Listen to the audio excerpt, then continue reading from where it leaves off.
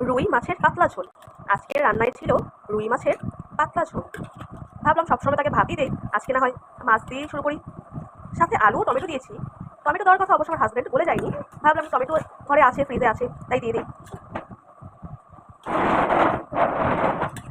তারপরে এটা ছিল নতুন আইটেম। তোমরা কেউ খেয়েছো কিনা তোমার জানা নেই, তবে যারা হিন্দুদের মধ্যে কিছু ভাগ আছে তো, কিছু মানুষ এটা খেয়ে থাকে।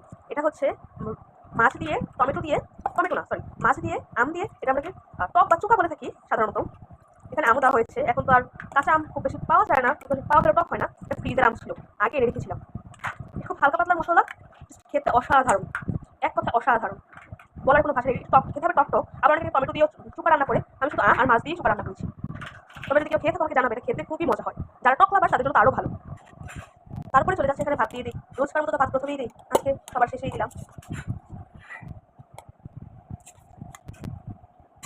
ভাত কিন্তু গরমই ছিল, এখন ঠান্ডা করে দিতে হবে, না হলে ভাত যখন খাবে তখন যদি নষ্ট হয়ে যায়। এই আর ইউনিক স্টাইলে কাটতে গিয়ে শশা লেবুর 12টা বাজিয়ে দিয়েছি। এই যে, আর 2 পিস লেবু দিয়ে দিলাম। এই তো আজকের আইটেম, শশা, চোকা, কাতলা মাছের ঝোল, পাতলা ঝোল।